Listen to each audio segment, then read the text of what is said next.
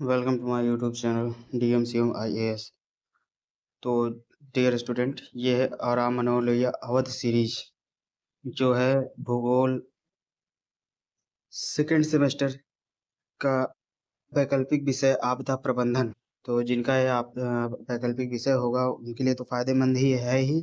और जो और भी तैयारी करते हैं UPPCS IAS जो भी, तो उनके रिवीजन में ये काम आ सकता है। तो अगर आप अपने सहूलियत के हिसाब से अगर इसको देख सकते हैं तो देख लेंगे, और अन्यथा तो ये तो MA वालों का काम तो आएगा ही। ठीक है, तो चलिए स्टार्ट करते हैं। ये है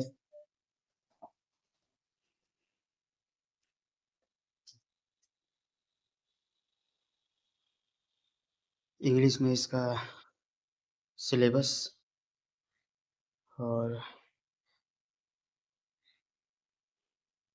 ये आप देख लीजिए अति लघु उत्तरीय का सिलेबस है। टोटल कितने क्वेश्चंस हैं? 55 क्वेश्चंस हैं। काफ़ी ज़्यादा हेल्प करेगा आपका। और उसके बाद लघु उत्तरीय प्रश्न हैं कितने? लगभग 32 प्रश्न हैं। ठीक है, यहाँ से आप देख सकते हैं। और इसके बाद आते हैं हम दीर्घ उत्तरीय प्रश्न। इसमें तो लगभग 23 प्रश्न दिखाई दे रहे हैं।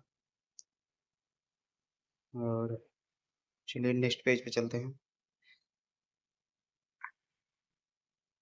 देखिए, इसमें अति लघु उत्तरीय में पहला प्रश्न है, आपदा प्रबंधन का अर्थ क्या होता है?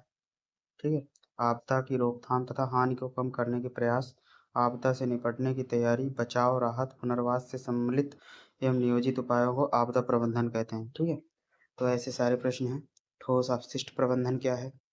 इसके बाद आणविक या नाभिकीय आपदा क्या है? इसके बाद प्रश्न नंबर 4 है, ग्रीन हाउस प्रभाव उत्पन्न करने वाली गैसें कौन सी हैं?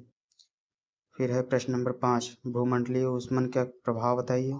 फिर प्रश्न नंबर 6 है, वैश्विक जलवायु मूल्यांकन हेतु कौन सी एजेंसियां कार्यरत हैं? प्रश्न नंबर 7 है, जलवायु प्रदूषण से होने वाले प्रमुख दुष्प्रभाव बताइए।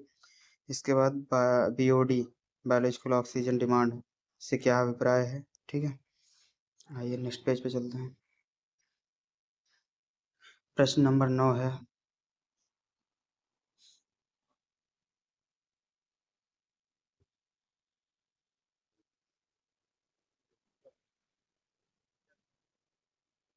वायु प्रदूषण का भवनों पर क्या प्रभाव पड़ता है? इसके बाद है प्रश्न नंबर 10, IPCC क्या है? ठीक है, अंतर सरकारी पैनल। ठीक है, इसके बाद है फिर IPCC क्या है बता ही देते हैं। संयुक्त राष्ट्र संघ द्वारा 1988 में विश्व जलवायु परिवर्तन पर नजर रखने के लिए अंतर सरकारी पैनल IPCC का गठन किया गया। यह समय समय पर जलवायु परिवर्तन का रिपोर्ट प्रकाशित करती है। इसके बाद फिर लैंडफिल क्या है, मतलब जमीन भराव क्या है? इसके बाद फिर आपदा प्रबंधन की कौन सी विधियां हैं, इसको आप पढ़ना है। और प्रश्न नंबर 13 है, चरम मौसमी घटना क्या है? फिर प्रश्न नंबर 14 है, विश्व की लगभग कितनी प्रतिशत आबादी प्रतिवर्ष बाढ़ से प्रभावित होती है?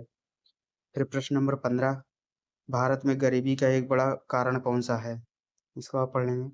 फिर प्रश्न नंबर 16 है, सुपर साइक्लोन में पवन की गति कितनी होती है? सुपर साइक्लोन में 225 किलोमीटर प्रति घंटा। ये तो याद हो जाएगा। 1994 में जापान के किस नगर में संयुक्त राष्ट्र संघ का प्राकृतिक आपदा न्यूनीकरण सम्मेलन आयोजित हुआ? याकोहामा नगर में। महामारी के लिए उत्तरदायी कारण क्या है? इसमें तो सबसे बड़ा कारण तो मनुष्य ही है। ठीक है, चलिए पढ़ लेंगे आप, कोरोना वाला ये सब चीजें हैं इसमें। इसके बाद ये आते हैं प्रश्न नंबर 19, जीवमंडल रिजर्व क्या है? फिर प्रश्न नंबर 20 भूस्खलन क्या है? प्रश्न नंबर 21 ओजोन परत क्या है? ये सब सुनते आए हैं आप। अगर ये सब प्रश्न सुनते ही आपके दिमाग में घूम जाए आंसर, तो बहुत अच्छी बात है। फिर नमामि गंगे योजना, जो अभी मोदी जी ने स्टार्ट किया था। ठीक है, गंगा जी को शुद्ध करने के लिए। इसके बाद फिर आ जाता है प्रश्न नंबर 23, स्वास्थानी संरक्षण क्या है? मतलब अपने स्थान पर ही संरक्षण देने को स्वास्थानी संरक्षण क्या कहते हैं। ठीक है, सूखे से सर्वाधिक प्रभावित होने वाला महाद्वीप कौन सा है? अफ्रीका द्वीप, महाद्वीप। ठीक है, अफ्रीका सूखा सबसे ज्यादा पड़ता है क्योंकि भूमध्य रेखा के जस्ट इसके गुजर कर ही जाती है इसके ऊपर से। इसके बाद फिर आते हैं प्रश्न नंबर 25, रासायनिक आपदा क्या है? ठीक है, केमिकल, ठीक, रासायनिक आपदा, बहुत ज़्यादा एसिडिक या फिर कीटनाशक, सब रासायनिक आपदा में ही आते हैं।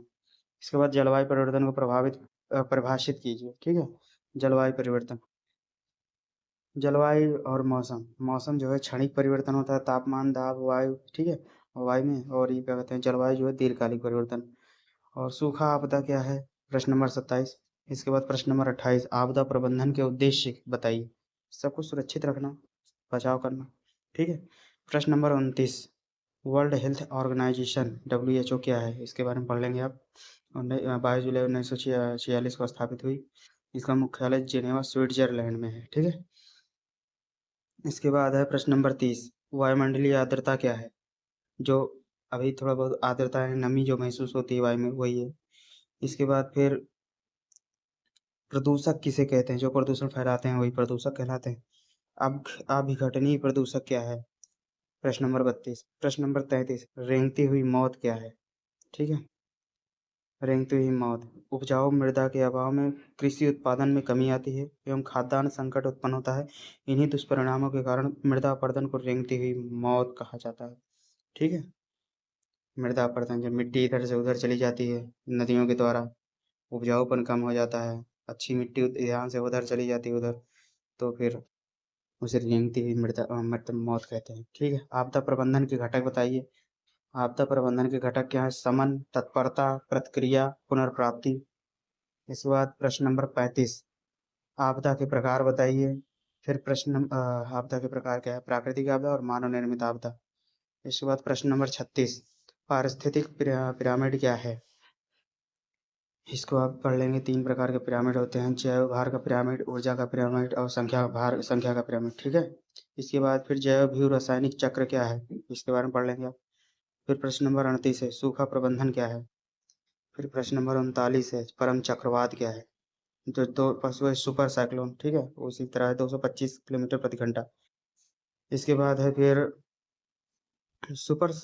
उड़ीसा में 1999 में आए हुए सुपर साइक्लोन में पवन की गति 260 किलोमीटर प्रति घंटा थी। फिर बाढ़ क्या है? बाढ़ के बारे में तो जानते ही हैं सब। प्रश्न नंबर 40, सुनामी क्या है? इसके बारे में भी जानते हैं, जापान में आया था सुनामी। इसके बाद फिर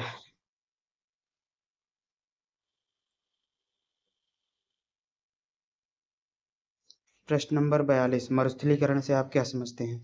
ठीक है, अब मिट्टी का रेत के रूप में परिवर्तित हो जाना बिना बारिश के, अब नमी का अभाव हो जाना मरुस्थलीकरण है। चक्रवात और तूफान में क्या अंतर है? इसको आप पढ़ लेंगे, ठीक है।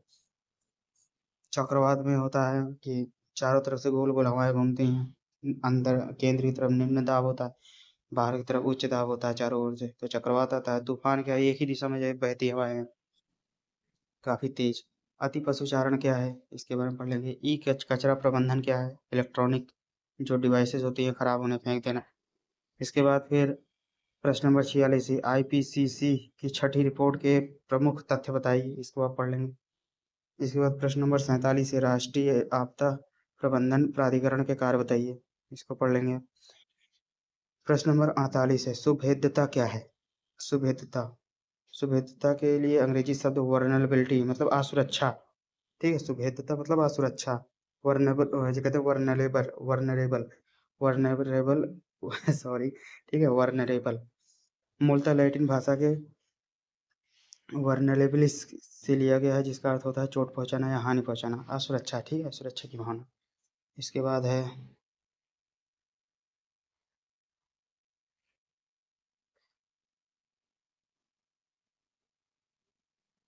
प्रश्न नंबर 49, प्रकोप क्या है? यानी आपदा का ही बात कर रहा है, प्रकोप को ही आपदा कहते हैं।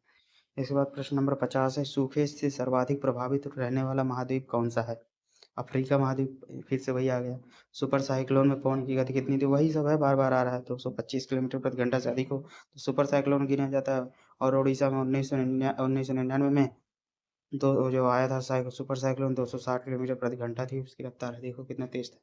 लॉकडाउन क्या है? लॉकडाउन एक आपातकालीन व्यवस्था है जो किसी आपदा या महामारी के अनियंत्रित होने की स्थिति में लागू की जाती है, ठीक है। अम्ल वर्षा के लॉकडाउन क्या है तो पढ़ ही चुके हैं भाई, देख ही चुके हैं। अम्ल वर्षा के दुष्प्रभाव क्या है? इसको पढ़ लेंगे। प्रश्न नंबर 54 है, वायु प्रदूषण का सर्वाधिक प्रभाव मानव के किस तंत्र पर पड़ता है? फेफड़ा-सेफड़ा सब खराब हो जाता है, श्वसन तंत्रिकाएँ सब। इसके बाद प्रश्न नंबर 55, वायु प्रदूषण के प्रमुख स्रोत क्या हैं? प्राकृतिक स्रोत और मानवीय स्रोत, ठीक है? इसके बाद आ जाते हैं अब लघु उत्तरीय प्रश्न। लघु उत्तरीय प्रश्न में आपदा का अर्थ, परिभाषा तथा संकल्पना की व्याख्या कीजिए, ठीक है? इसके अर्थ बता देंगे, इसके बाद फिर परिभाषा बता देंगे अंतर्राष्ट्रीय रेड क्रॉस सोसाइटी के अनुसार, इसके बाद फिर इसकी संकल्पना भी बता देंगे।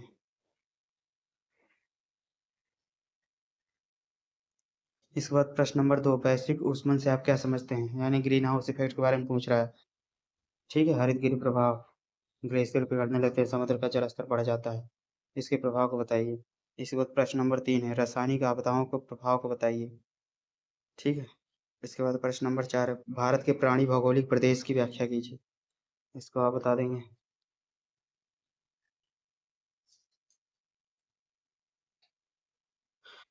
प्राणी भौगोलिक वातावरण जैसे हिमालय प्रदेश, उत्तरी मैदान, मरुस्थलीय प्रदेश, प्रायद्वीपीय पठार, इसके बाद फिर है मालाबार तट व नीलगिरी प्रदेश, इसके बाद द्वीप व डेल्टा प्रदेश, ठीक है? इसके बाद प्रश्न नंबर 5, भूकंप आपदा को समझाइए तथा भूकंप आपदा प्रबंधन के उपायों की विवेचना कीजिए। भूकंप आपदा, अर्थक्वेक डिजास्टर, ठीक है? भूकंप से क्या होता है? इसके बाद भूकंप आपदा प्रबंधन के उपाय क्या हैं, इसको देख लेंगे आप, ठीक है? पढ़ लेना है आपको। ये तो मैं हेडिंग इसलिए बता रहा हूँ ताकि एग्जाम के टाइम पे आपका 20 मिनट के अंदर पूरा रिवीजन हो जाए हेडिंग सहित, इसी वजह से हेडिंग भी पढ़ देता हूँ। प्रश्न नंबर 6, भूस्खलन पर टिप्पणी लिखिए। भूस्खलन, इसके बाद भूस्खलन के कारण क्या हैं? तो पिछले स्लाइड में एक फ़ोन कॉल की वजह से वीडियो रुक गया था, तो अब फिर से ये प्रश्न पढ़ दे रहा हूँ मैं। प्रश्न नंबर 5 है, भूकंप आपदा को समझाइए तथा भूकंप आपदा प्रबंधन के उपायों की विवेचना कीजिए। तो भूकंप आपदा क्या है, इसके बारे में यहाँ पर लिखा हुआ है, इसको आराम से पढ़ लेंगे आप। इसके बाद फिर हम आते हैं भूकंप आपदा प्रबंधन के उपाय, ठीक है? उसको भूकंप जो है जब आ जाता है तो उसको वहाँ पे मतलब लोगों को बचाना, सामान को सुरक्षित रखना, इन सब के उपाय क्या हैं ये आपको पढ़ना है। इसके बाद आ जाता है प्रश्न नंबर 6, भूस्खलन पर टिप्पणी लिखिए। भूस्खलन पर टिप्पणी लिखना है। भूस्खलन क्या है, भूस्खलन के कारण क्या हैं, इस पे आपको अपनी राय देनी है, जो लिखा है उसी के अनुसार, ठीक है? नेक्स्ट पेज पे चलते हैं। इसके बाद है भूकंप कितने प्रकार के होते हैं? तीव्र, मध्यम और मंद, ठीक है? और इसके बाद भूस्खलन के प्रभाव, इसके बाद भूस्खलन को रोकने के उपाय, इसमें भूकंप सॉरी नाम ले लिया, भूस्खलन के प्रभाव, भूस्खलन के बारे में बताया जा रहा है, लैंडस्लाइड, ठीक है? इसके बाद प्रश्न नंबर 7 है, मानव जनित प्रकोप, केमिकल और नाभिकीय पर टिप्पणी लिखना है। नाभिकीय मतलब रेडियो एक्टिव से, और केमिकल मतलब है जो रसायन, ठीक है? इसके बाद फिर आ जाते हैं नेक्स्ट पेज पे, यहाँ पे पूरा विवरण दिया हुआ है, ठीक है? कौन से क्या प्रकार हैं, केमिकल और क्या कहते हैं नाभिकीय यानी रेडियो एक्टिव। इसके बाद फिर आ जाते हैं हम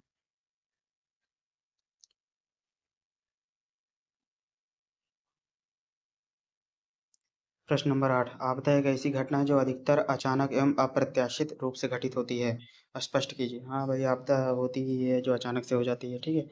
भूकंप तो बता के तो आता नहीं है, बाढ़ भी, इसी तरह बहुत सारी चीज़ें, आकाशीय बिजली, ये सब, ठीक है? तो इसको आप आराम से पढ़ लेंगे। इसके बाद चलते हैं हम नेक्स्ट पेज पे। यहाँ पे देखिए काफ़ी प्रकार के, इसके बाद प्रश्न नंबर 9 है, यहाँ पे उसका पिछले प्रश्न का यहाँ पे 4 पॉइंट्स और दिए हैं, उसके बारे में पढ़ लेंगे, आपदा के बारे में। इसके बाद प्रश्न नंबर 9 है, नाभिकीय आपदा के संबंध में नागरिकों के कर्तव्य क्या हैं, ठीक है? इसको पढ़ लेंगे आप, नाभिकीय आपदा के संबंध में नागरिकों के क्या कर्तव्य हैं। इसके बाद प्रश्न नंबर 10, भूस्खलन के उत्तरदायी कारणों की विवेचना कीजिए। भूस्खलन के उत्तरदायी कारण जो हैं उनके लैंडस्लाइड जो होता है, ठीक है? तीव्र ढाल, भारी वर्षा, ज्वालामुखी क्रिया, समुद्री लहरें, भूकंप, अनाच्छादन, भारी हिमपात और निर्माण कार्य, ठीक है? कंस्ट्रक्शन जिसको कहते हैं, तो इन सब के कारण भूस्खलन हो जाता है। और देखते हैं नेक्स्ट पेज पे, 2 कारण और हैं, 4 कारण और इसमें दे दिए, हालांकि उसमें 10 ही बोला गया।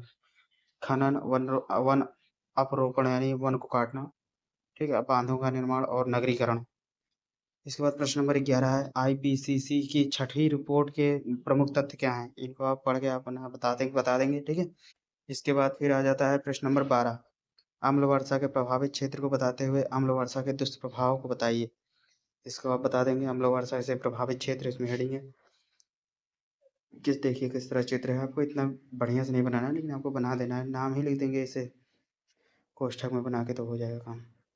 इसके बाद है अम्ल वर्षा के दुष्प्रभाव क्या हैं, इसको आप पढ़ लेंगे। इसमें अम्ल वर्षा के दुष्प्रभाव में कुछ चित्र बनाए गए हैं।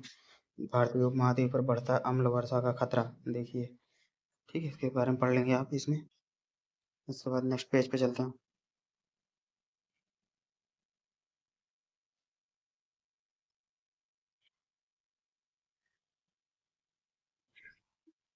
अम्ल वर्षा में इसमें क्या क्या चीज़ें हो जाती हैं, क्या प्रभाव पड़ता है, ये सारी चीज़ें इसमें दी गई हैं, ये आपको पढ़ना है, ठीक है।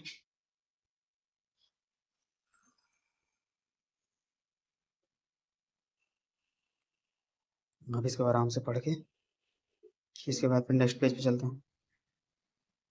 अम्ल वर्षा के पढ़ने के बाद अब आते हैं ठोस अपशिष्ट प्रबंधन से आप क्या समझते हैं? ठोस अपशिष्ट प्रबंधन, ठीक है, इसके बारे में पढ़ लेना। अपशिष्ट मतलब जो कूड़ा करकट है, उसमें बहुत सारी चीज़ें ठोस पाई जाती है ना, कठोर, उनका संग्रह वगैरह, उनका निपटान कैसे होता है, ठीक है। इसके बाद अपशिष्टों का संग्रह एवं वर्गीकरण कैसे करते हैं, इसके बारे में पढ़ लेना है। नेक्स्ट पेज में चलते हैं।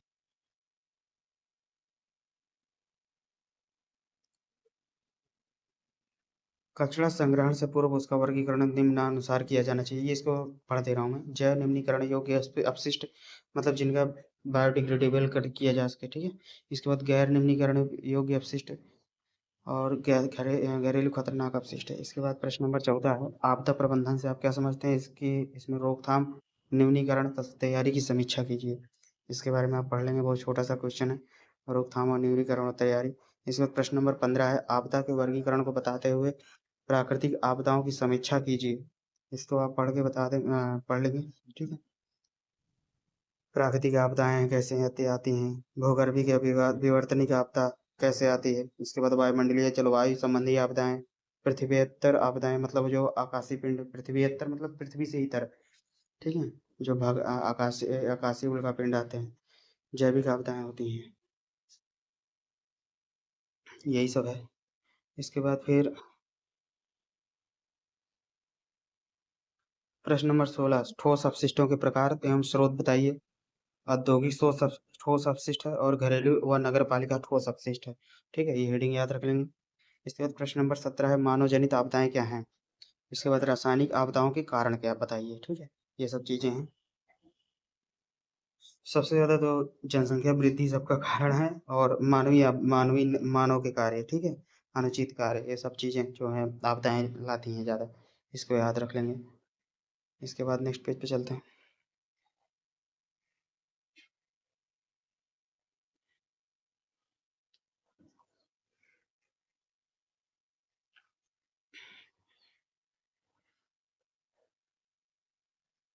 प्रश्न नंबर 18 है, आपदा प्रबंधन में अनुक्रिया, पुनर्निर्माण तथा पुनर्वास को समझाइए। तो आपदा प्रबंधन में क्या आप अनुक्रिया करेंगे, और उसके बाद पुनर्निर्माण क्या करेंगे, फिर पुनर्वास को समझा देंगे, ठीक है, इसको समझाएंगे। इसके बाद प्रश्न नंबर 19 है, आपदा प्रबंधन के संदर्भ में किए गए उपाय। तो आपदा जोखिम प्रबंधन, डिजास्टर रिस्क मैनेजमेंट, इसको आप पढ़ लेंगे, ठीक है। इसके बाद प्रश्न नंबर 20 है, वायु प्रदूषण को परिभाषित कीजिए। वायु प्रदूषण को परिभाषित कर देंगे H.C. पार्किंसन के अनुसार। इसके बाद विश्व स्वास्थ्य संगठन WHO के अनुसार, ठीक है, इसके अनुसार आप बता देंगे। इसके बाद आते हैं हम प्रश्न नंबर 21।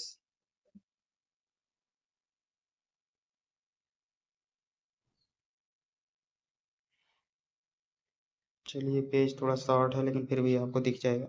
प्रश्न नंबर 21 है, जैव विविधता के संवेदनशील क्षेत्र या तप्त स्थल, हॉट स्पॉट जिसको बोलते हैं, ठीक है, जहाँ पे बहुत तरह की वनस्पतियाँ, जीव एक ही जगह पाए जाते हैं, हॉट स्पॉट बोलते हैं उसको। बायोडाइवर्सिटी, वहाँ पर जैव विविधता विभिन्न प्रकार के होते हैं, इसलिए उनकी विविधता अलग अलग होती है, ठीक है, बहुत ज़्यादा होती है। विश्व के प्रमुख तप्त स्थल hot spot, meso America, California का पुष्पी पादप क्षेत्र, इसके बाद कोलंबिया चाको, फिर पश्चिमी इक्वेडोर, ठीक है, ये सब हॉट स्पॉट है जीव के। फिर आता है हमारा प्रश्न, नया पेज। ये वैसे हॉटस्पॉट के सारे लिस्ट है यहाँ पे 20 नंबर तक। इसके बाद प्रश्न नंबर 22 है, सूखा पर टिप्पणी कीजिए। सूखा, ड्रॉट, ठीक है, इसके बारे में आप पढ़ लेंगे। अल नीनो के कारण सूखा पड़ता है, एक ये भी प्रभाव याद कर लेना है आपको। नेक्स्ट पेज पे चलते हैं।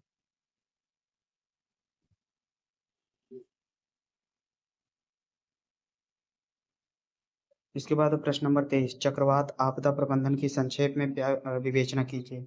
चक्रवात आपदा प्रबंधन क्या है, इसके बारे में आप देख सकते हैं, ठीक है, इसको आप देख लेंगे। इसके बाद फिर चक्रवात जब आती है तो कैसे आपदा उसका प्रबंधन करेंगे।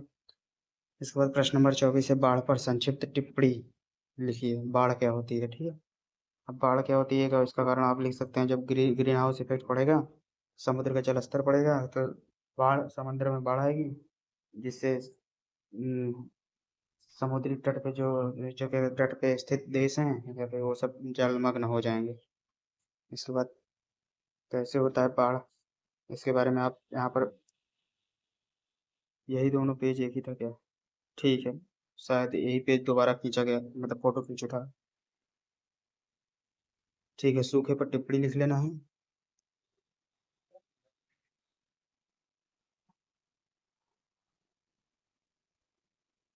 सॉरी, यही पेज दोबारा हो गया था, चलिए इसको देख लेंगे आप। इसके बाद फिर बाढ़ के लिए उत्तरदायी कारक कौन से हैं, प्रश्न नंबर 25। प्रश्न नंबर 25, बाढ़ के लिए उत्तरदायी कारक कौन से हैं, फिर बाढ़ नियंत्रण के उपाय बताइए। इसको आप पढ़ लेंगे, ठीक है। चलिए चलते हैं नेक्स्ट पेज पे। देखिए बाढ़ नियंत्रण के उपाय क्या हैं, और इसके बारे में पूरा पढ़ लेंगे आप। इसके बाद है प्रश्न नंबर 26, आपदा का अर्थ तथा प्रकार बताइए। फिर आपदा का अर्थ बता देंगे आप। इसके बाद फिर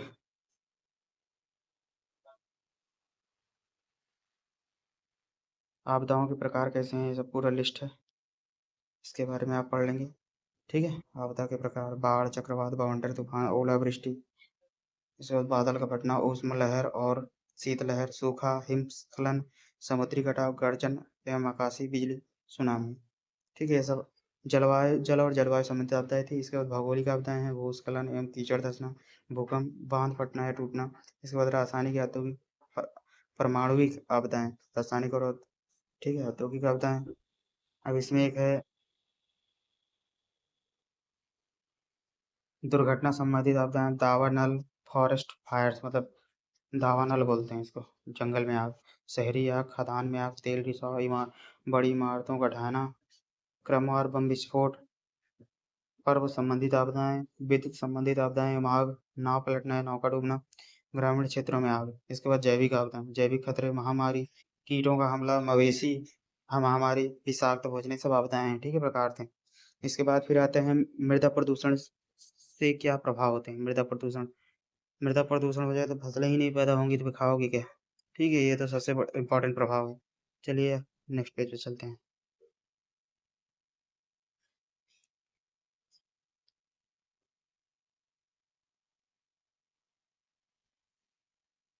नेक्स्ट पेज में प्रश्न नंबर 28 है, ओजोन परत विनाश के कारण बताइए, लिखिए, ठीक है। सबसे मुख्य कारण है क्लोरोफ्लोरोकार्बन, ठीक है, इसका सबसे ज्यादा विनाश करता है, रेफ्रिजरेटर से निकलने वाला। इसके बाद है फिर प्रश्न नंबर 29, ग्रीन हाउस प्रभाव उत्पन्न करने वाली गैसें कौन सी हैं। ग्रीन हाउस इफेक्ट सबसे ज़्यादा तो है कार्बन डाइऑक्साइड, फिर सल्फर डाइऑक्साइड, ठीक है, फिर नाइट्रोजन डाइऑक्साइड, ये सब ग्रीन हाउस इफेक्ट, फिर मेथेन है, ये सब ग्रीन हाउस इफेक्ट को पैदा करती हैं, ठीक है। इसके बाद फिर आते हैं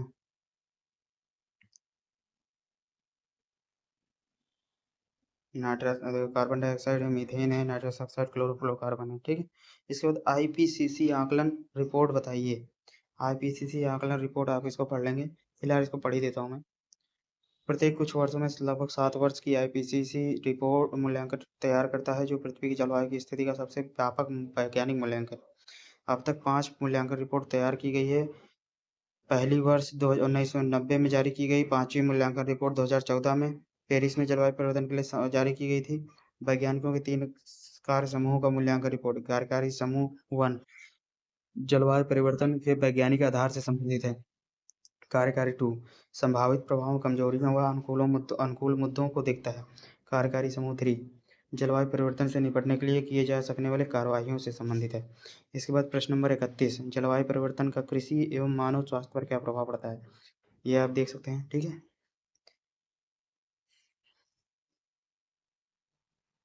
तो मानव स्वास्थ्य पर क्या प्रभाव पड़ता है, इसको आप देख लेंगे जलवायु परिवर्तन का। इसके बाद पर्यावरणीय खतरे खतरे से आपका क्या तात्पर्य है, ठीक है। जैसे वायुमंडल में क्या खतरा है, जल जल के क्या लिए क्या खतरा है, स्थल में क्या खतरा है, जैवमंडलीय खतरे क्या है, ये सब पर्यावरण के खतरे हैं, तो आप इसको पढ़ लेंगे।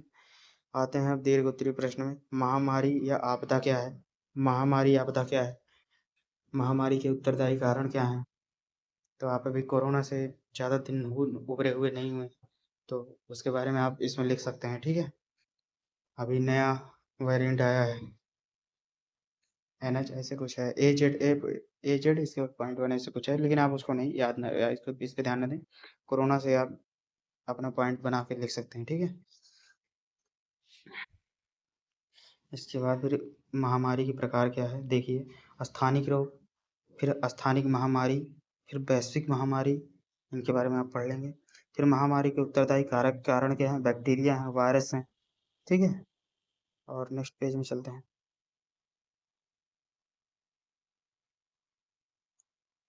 फिर है परजीवी भी है, अन्य एवं अन्य भी हैं, बहुत सारी चीजें, ठीक है। मानव भी आता है उसी में, ठीक है। इसके बाद प्रश्न नंबर 2 राष्ट्रीय आपदा प्रबंधन प्राधिकरण तथा राष्ट्रीय आपदा मोचन बल क्या है? इसके बारे में आप पढ़ लेंगे, ठीक है। इसके बाद राष्ट्रीय आपदा प्रबंधन के प्राधिकरण, ठीक है, NDMA, national disaster management authority, ये एक संगठन है, इसको याद रखेंगे। इसके बारे में आप लिख सकते हैं। इसके बाद फिर आ जाते हैं हम राष्ट्रीय आपदा मोचन बल या नेशनल डिजास्टर मैनेजमेंट या national disaster response force, NDRF, ठीक है। अब आपदा आती है तो फोर्स क्या रिस्पांस करती है, ये इसका मतलब क्या है, ठीक है। इसका मतलब क्या है, ये आप पढ़ लेंगे इस पेज में। इसके बाद प्रश्न नंबर 3 है आपदा के सामान्य लक्षण क्या हैं, इसको आप देख लेंगे, विवेचना कीजिए। आपदा, इससे पहले एक वीडियो अपलोड की है मैंने, क्या कहते हैं उसमें, यही इसी में एक प्रश्न क्या कहते हैं उसे, प्रश्न उत्तर नंबर 4 था। इसके पहले वाला वीडियो जो है आप देख सकते हैं, उसमें भी यही सब है, आपको काफ़ी हेल्प मिलेगा। जनरल जियोग्राफी, हाँ। देखिए आपदा के सामान्य लक्षण क्या हैं, अंतर्राष्ट्रीय रेड क्रॉस सोसाइटी के अनुसार भी कुछ परिभाषाएं दी गई हैं आपदा के, इसको आप पढ़ सकते हैं। और आपदा के सामान्य लक्षण क्या हैं, ये सब देख सकते हैं आप, ठीक। चलिए अब नेक्स्ट पेज पे चलने का समय आ गया, देखते हैं क्या है। काफ़ी बड़ा है इसमें, ठीक है, काफ़ी ज़्यादा पीछे से। इस वक्त आपदाओं के प्रकार क्या हैं, जैसे प्राकृतिक आपदाएं, भूगर्भीय विवर्तनिक आपदा, फिर वायुमंडलीय जलवायु संबंधी आपदाएं, फिर पृथ्वीतर आपदाएं, फिर जैविक आपदाएं, फिर मानव जनित आपदाएं, ठीक है। ऐसे आपदाएं हैं, इनको आप पढ़ लेंगे। फिर प्रश्न नंबर 4 पे आ जाते हैं, प्राकृतिक आपदा तथा आपदा प्रबंधन से आप क्या समझते हैं? अब बाढ़ आपदा तथा बाढ़ आपदा प्रबंधन की विवेचना कीजिए, ठीक है। प्राकृतिक आपदा के बारे में क्या क्या है और उसके प्रबंधन के क्या उपाय हैं, जैसे बाढ़ आ जाती है तो इसके उपाय क्या हैं बचाने के, ठीक है। ये सब के बारे में पूछ रहा है, तो आप इसको पढ़ लेंगे। फिर इस नेक्स्ट पेज में देखते हैं क्या है इसमें, आपदाकारी प्रभाव को रोकने के लिए पूर्ण प्रयास, इसके बाद बाढ़ आपदा, फिर बाढ़ आपदा प्रबंधन क्या है, इसको आप देख लेंगे।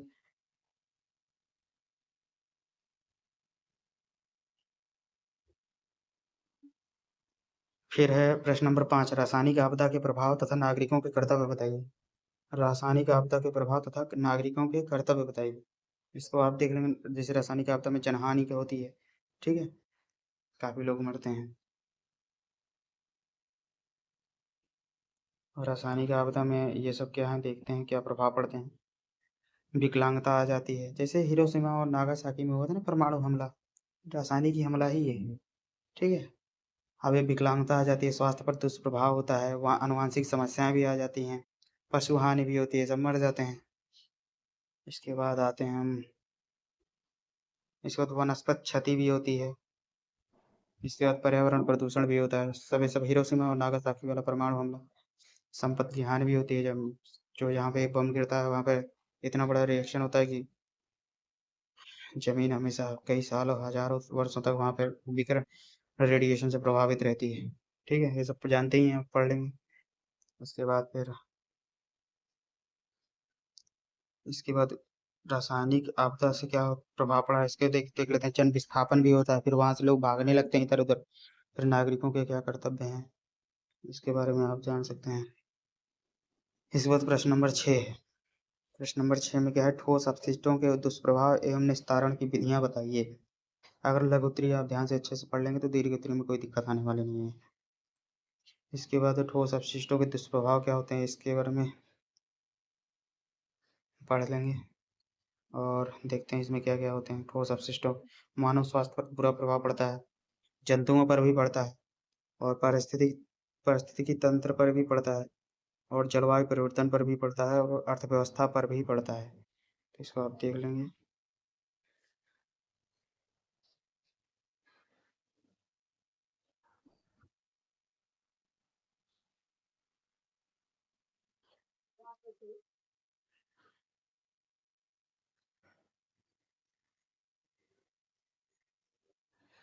इसके बाद फिर भू-स्वरूप पर भी पड़ता है। अपशिष्टों का निस्तारण क्या है, इसको भी देख लेते हैं। कंपोस्ट विधि, लैंडफिल, ठीक है, दहन, पायरोलिसिस, ये सब अपशिष्टों के निस्तारण की विधियां हैं, इसको आप देख लेंगे।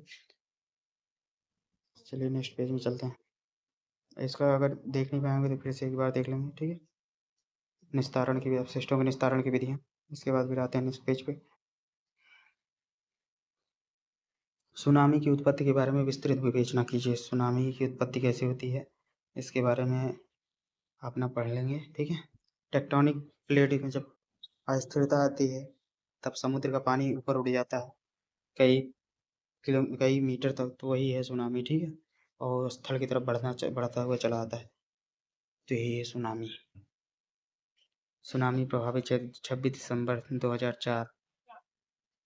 ये देखिए कैसे यहाँ पे भूकंप केंद्र आया था, इसके बाद फिर यहाँ पे सुनामी फैल गई थी। इसके बाद आते हैं प्रश्न नंबर, अभी सुनामी के बारे में ही चल रहा है, सुनामी के बारे में आप देख सकते हैं, ठीक है। भूकंप आपदा के दौरान आम नागरिकों के दायित्व क्या हैं, आम नागरिक की जिम्मेदारियां क्या हैं जनता के प्रति, ये आपको पढ़ लेना है। चलिए नेक्स्ट पेज में चलते हैं। इसमें भी है भैया भूकंप से संबंधित, भूकंप के समय क्या होता है, कैसे, वही सब आप पढ़ लेंगे। इसके बाद प्रश्न नंबर 8 पे आते हैं। सूखा के प्रकार, कारण की विवेचना कीजिए। सूखा के प्रकार कौन से हैं, एक होता है जलीय सूखा, फिर कृषिजन्य सूखा, ठीक है। सूखा का मतलब ही होता है जल की कमी, लेकिन फिर भी देख लेते हैं कई प्रकार हैं। जलीय सूखा, कृषिजन्य सूखा, इसके बाद फिर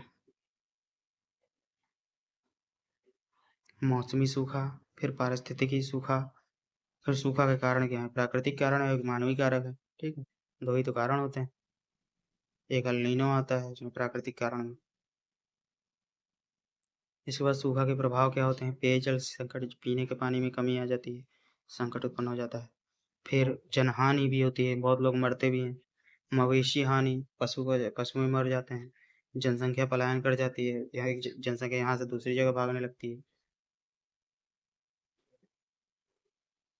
फिर आर्थिक प्रभाव भी होता है, दुष्प्रभावित होता है, ठीक है। एक बार चलते हैं प्रश्न नंबर 9, वायु गुणवत्ता सूचकांक क्या है। AQI, एयर क्वालिटी इंडेक्स, कई बार सुना होगा, दिल्ली का एयर क्वालिटी इंडेक्स बहुत ज़्यादा है, ठीक है। तो यहाँ पे देखिए एयर क्वालिटी इंडेक्स की कुछ श्रेणियाँ, 0 से 50 पे अच्छा होता है, 51 से 100 में संतोषप्रद होता है, फिर 101 से 200 तक मध्यम होता है, 201 से 300 तक खराब होता है, फिर 301 से 400 तक बहुत खराब होता है, 401 से 500 तक गंभीर होता है। फिर वायु प्रदूषण के स्रोत, प्राकृतिक स्रोत और मानवीय स्रोत। फिर है प्राकृतिक स्रोत और मानवीय स्रोत। प्राकृतिक स्रोत आप पढ़ लेंगे, फिर मानवीय स्रोत में परिवहन सबसे ज़्यादा आता है, ठीक है। फिर है प्रश्न नंबर 10, रासायनिक आपदा पर संक्षिप्त टिप्पणी लिखिए। इसको आप मिथाइल, ये जो क्या कहते हैं, जर्मनी में हुई थी ना, सॉरी जर्मनी में नहीं, भोपाल गैस त्रासदी 1984 में हुई थी, जिसमें यूनियन कार्बाइड कंपनी की लापरवाही के परिणामस्वरूप विषैली गैस मिथाइल आइसोसाइनाइड के रिसाव ने देखते ही देखते 25 100 से अधिक निर्दोष लोगों की जान ले ली थी। एक कंपनी थी, ठीक है? वहाँ पे रासायनिक हमला हो गया था, मतलब आपदा आ गई थी, गैस लीक हो गए थे। इसको आप पढ़ेंगे, पढ़े भी होंगे। चलिए नेक्स्ट पेज में चलते हैं। नेक्स्ट पेज में है रासायनिक आपदाओं के कारण। इसको आप पूरी तरह से पढ़ लेंगे। इसके बाद रासायनिक आपदाओं को रोकने के लिए किए गए उपाय, इसको भी आपको पढ़ना है, ठीक है?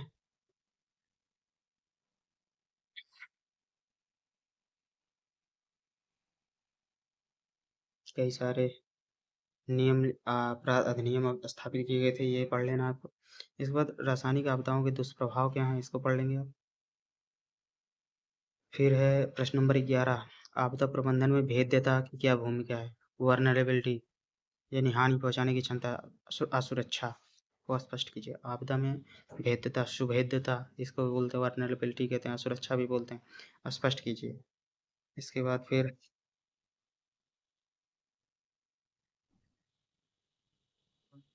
उसके बाद ये देखिए यहाँ पे व्यक्तिजन्य भेद्यता, संरचनात्मक भेद्यता, मतलब व्यक्ति से आपको असुरक्षा महसूस होती है, व्यक्तिजन्य भेद्यता। कोई बिल्डिंग खड़ी है, उसके अंदर हो, आपको उसके अंदर भय महसूस हो रहा था, संरचनात्मक भेद्यता। फिर संकट प्लस भेद्यता इक्वल टू आपदा, ठीक है? इसको आप पढ़ लेंगे, अभी ये हेडिंग बोल चुका हूँ। व्यक्तिजन भेद्यता और सामाजिक संरचनात्मक भेद्यता। फिर आपदा प्रबंधन और भेद्यता क्या है, इसके बारे में पढ़ लेंगे आप। भेद्यता मतलब असुरक्षा, ठीक है, हानि। इसके बाद है आपदा प्रबंधन, संरचना एवं भेद्यता का संबंध, चेतावनी। इसके बाद न्यूनीकरण, ठीक है?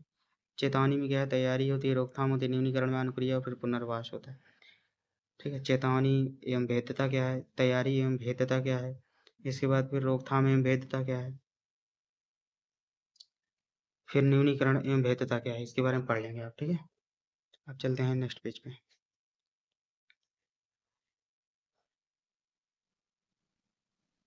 नेक्स्ट पेज में अनुक्रिया एवं भेद्यता क्या है, फिर पुनर्वास एवं भेद्यता क्या है, इसके बारे में आप पढ़ लेंगे। इसके बाद प्रश्न नंबर 12 में आ जाते हैं, आपदा प्रबंधन चक्र से आप क्या समझते हैं?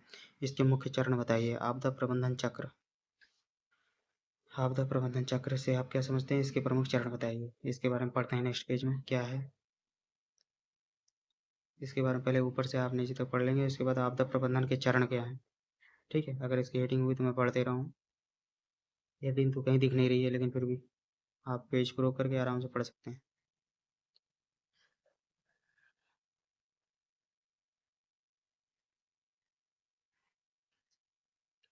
देखिए आपदा प्रबंधन के चरण क्या है। आपदा पूर्व, आपदा है तो आपदा पूर्व, तैयारी से अनुक्रिया, फिर न्यूनीकरण, रोकथाम तथा जोखिम न्यूनीकरण, फिर आपदा पश्चात पुनरुत्थान, ठीक है? ऐसे होता है चक्र। आपदा पूर्व, फिर आपदा के दौरान, फिर आपदा के पश्चात। इसके बाद है प्रश्न नंबर 13, चक्रवात प्रकोप की विशेषताएं, चक्रवात आपदा या प्रकोप की विशेषताएं तथा कारण बताइए। इसके बारे में आप पढ़ लेंगे। साइक्लोन हजार्ड्स, ठीक है, चक्रवात प्रकोप।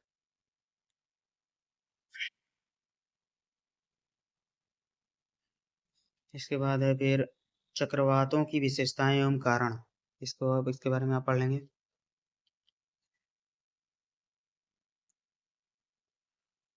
नेक्स्ट पेज पे चलते हैं। देखिए कौन से चक्रवात हैं। ट्रेसी चक्रवात, हरिकेन, स्थानीय तूफान, ये सब चक्रवात के प्रकार हैं। हरिकेन, बैराज, ठीक है? इसके बाद विभिन्न आपदाओं से ग्रस्त व्यक्तियों को आश्रय किस प्रकार प्रदान किए जाते हैं? अब जैसे आपदाओं से ग्रस्त हैं कुछ लोग, तो उन्हें आश्रय कैसे दिया जाए व्यक्तियों को? तो आश्रय कैसे हैं, क्या हो रहा है, इसकी निगरानी कैसे करें, क्या हो रहा है इसकी निगरानी करें, ठीक है? इसके बारे में पहले ध्यान करेंगे आश्रय के लिए। इसके बाद फिर तंबू, तंबू बना लें, ठीक है? फिर आता है मानक तैयार करना, स्टैंडर्ड की ऐसे सुविधाएं होनी चाहिए वहाँ पे। इसके बाद तंबुओं का स्थान निर्धारण करना चाहिए, ठीक है? फिर आश्रय की सामग्रियाँ बनानी चाहिए। फिर क्षतिग्रस्त घरों वाले परिवारों के लिए आश्रय बनाना चाहिए, ठीक है? कैसे बनाना चाहिए आप देख सकते हैं इसमें। स्थानीय सलाह केंद्र स्थापित करना चाहिए, ठीक?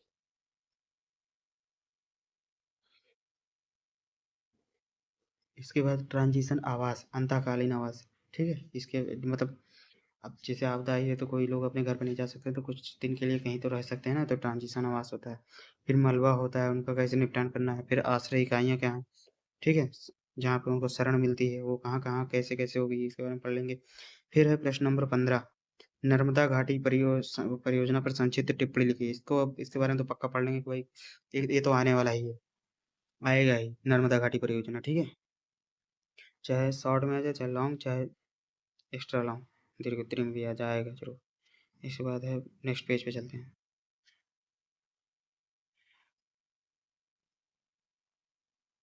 इसके बाद है फिर एनडब्ल्यूडीटी के निर्णय से नर्मदा जल बंटवारा, ठीक है? इसके बारे में पढ़ लेंगे आप। नर्मदा जल राशि का बंटवारा कैसे हुआ है, देखिए। मध्य प्रदेश में आवंटित जल राशि 18.25%, फिर गुजरात में 9%, राजस्थान में है 0.50%, फिर महाराष्ट्र में 0.25%, टोटल कुल 28%, ठीक है? इसके बाद फिर है नर्मदा घाटी परियोजना कहाँ से चली है, देखिए। इसके बाद मध्य प्रदेश के अमरकंटक से चली है। इसके बाद फिर जाके खंभात की खाड़ी में गिर गई है, ठीक है? गुजरात में।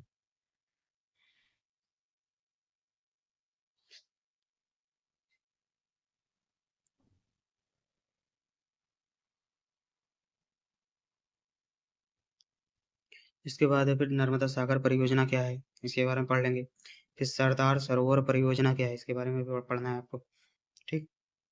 इसके बाद है प्रश्न नंबर 16, महामारियों के मानव जीवन पर पड़ने वाले प्रभावों की व्याख्या कीजिए।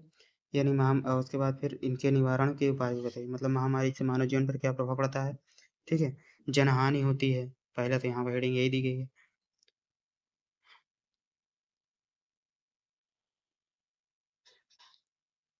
फिर आर्थिक क्षति भी होती है भाई, इकोनॉमिक बैलेंस खराब हो जाता है, जीडीपी गिर जाती है, बेरोजगारी आती है, चिकित्सा तंत्र पर दबाव पड़ता है, बहुत सारे लोग मरीज इकट्ठा हो जाते हैं, तो इलाज क्या करेगा डॉक्टर, उतना बड़ी नहीं है, ऐसे होता है। विकास कार्य बाधित हो जाता है और आवागमन भी बाधित हो जाता है, आने जाने का। अब वहाँ कहीं बाढ़ आ गई हो तो बंद हो जाएगा रास्ता ही, नदी पुल ही तोड़ दी है, ठीक है? तो कैसे जाओगे इधर से उधर। चलो, तुलसीदास मत बन जाना कि बहती हुई नदी नदी में मुर्दा मुर्दे के ऊपर चढ़ के चले गए थे। इसके बाद है फिर सामाजिक प्रभाव क्या पड़ता है, फिर मानसिक अवसाद क्या पड़ता है, मानसिक रूप से क्या कैसी स्थिति बन जाती है। फिर पर्यावरण और पारिस्थितिकी पर क्या प्रभाव पड़ता है, इसके बारे में पढ़ लेंगे।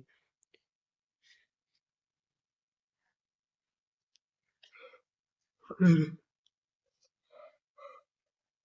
फिर प्रश्न सॉरी फिर है महामारी उपरांत स्वास्थ्य समस्याएं क्या उत्पन्न होती, ठीक है? महामारी के आने के बाद क्या स्वास्थ्य समस्याएं उत्पन्न हो जाती हैं, इसके बारे में पढ़ लेंगे आप। कोविड के आने से पहले, कोविड के आने के बाद जरा स्थिति टटोलना तो। इसके बाद आते हैं हम नेक्स्ट पेज पे। महामारी के प्रबंधन, निवारण एवं प्रबंधन क्या है। दवाओं एवं टीकों का विकास करना चाहिए, लॉकडाउन करना चाहिए, सब हो चुका है कोरोना के टाइम पे। इसके बाद फिर आता है ई कचरा प्रबंधन क्या है, व्याख्या कीजिए। ई कचरा प्रबंधन की व्याख्या कीजिए, इसके बारे में आप पढ़ लेंगे, ठीक।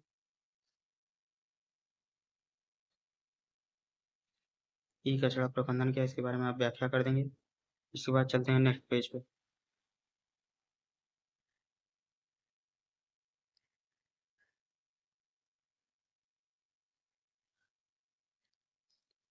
ई कचरा प्रबंधन में होता है कंपोस्ट विधि भी है, ठीक है?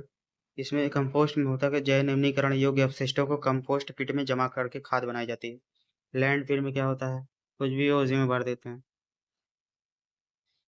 लैंडफिल कहाँ कहाँ पे, उदाहरण दिल्ली में 3 लैंडफिल हैं, गाजीपुर, भलसवा और ओखला, ठीक है? और और कुछ विधियां हैं, दहन है, पाइरोलाइसिस है, इसके बारे में आप पढ़ लेंगे। फिर आता है प्रश्न नंबर 18, भूकंपों के विश्व विश्व वितरण की व्याख्या कीजिए। भूकंपों का विश्व वितरण क्या है, इसके बारे में आप पढ़ लेंगे। परिप्रशांत पेटी पहले हेडिंग है, इसके बारे में आप पढ़ लेंगे। पेज को रोक रोक के पढ़ लेंगे, ठीक है? फिर मध्य अटलांटिक पेटी, फिर मध्य महाद्वीपीय पेटी, फिर अन्य बिखरे क्षेत्र हैं, इनको आप पढ़ लेंगे। फिर भारत की भूकंप पेटियाँ इंपॉर्टेंट हिमालय पर्वतीय पेटी है, पट्टी है, मैदानी पट्टी है, फिर प्रायद्वीपीय पट्टी है, ठीक है। इनके बारे में पढ़ लेंगे आप, कहाँ-कहाँ लोकेटेड हैं इनके बारे में पढ़ लेंगे। इसके बाद प्रश्न नंबर 19 है, महामारी के उत्तरदायी कारण की व्याख्या कीजिए। तो अभी पीछे लघुत्तरी में भी पढ़े थे, बैक्टीरिया है, हेडिंग आप ध्यान रखना है, ठीक है। ये जो बैक्टीरिया है कैसे होता है आप बना के बढ़िया लिख भी सकते हैं। फिर आता है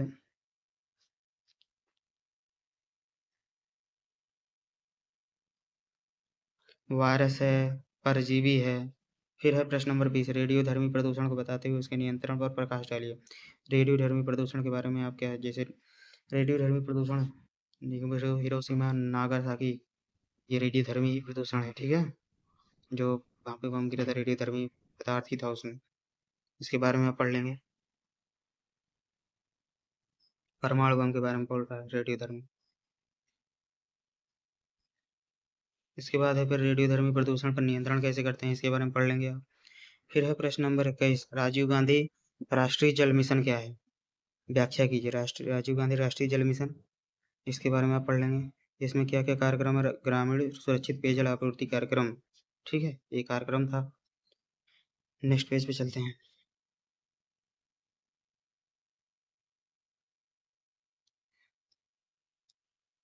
और बहुत सारी चीज़ें इसमें कार्यक्रम चलाए गए थे, इनके बारे में आप पढ़ लेंगे, ठीक है। राजीव गांधी जल जल योजना मिशन जो भी था, इसके बारे में पढ़ लेंगे। फिर प्रश्न नंबर 22 है, जलवायु परिवर्तन के कारण को बताइए। जलवायु के दो कारण होते हैं, एक प्राकृतिक होता है, एक मानवीय कारण। प्राकृतिक कारण में होता है महाद्वीपीय पृथक्करण। अब जैसे ऑस्ट्रेलिया में कंगारू पाए जाते हैं, भारत में नहीं पाए जाते हैं, ठीक है। चीन में पांडा पाया जाता है, भारत में नहीं पाया जाता है, ठीक है। न्यूजीलैंड में कीवी पाया जाता है, कीवी इंटरनेशनल क्रिकेट में आप सुने होंगे। इसके बाद फिर बहुत सारी चीज़ें पाई जाती हैं जो यहाँ नहीं पाई जाती। तो इसको महाद्वीपीय पृथक्करण, महाद्वीपीय विस्थापन का कारण भी बता सकते हैं कि जलवायु परिवर्तन इसका भी कारण है, ठीक है। इसके बाद फिर आता है महासागरीय धाराएँ, फिर है आर्कटिक के नीचे दबी मीथेन गैस, फिर है ज्वालामुखी। अब आते हैं मानव जनित एवं मानवीय कारण क्या है, ग्रीन हाउस प्रभाव है, जीवाश्म ईंधन का उपयोग है, खूब बढ़िया पेट्रोल डीजल जलाओ, प्रदूषण फैलाओ, हैं, यही है काम।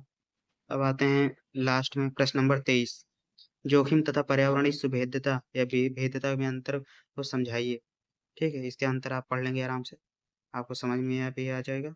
और अब हमारा सिलेबस खत्म हो गया इसका, डिजास्टर मैनेजमेंट आपदा प्रबंधन सीरीज की, ठीक है। आप इसको अच्छे से पढ़ लेंगे, नेक्स्ट एग्जाम जब भी आपका आएगा तो आपको बहुत हेल्प मिलेगी इससे।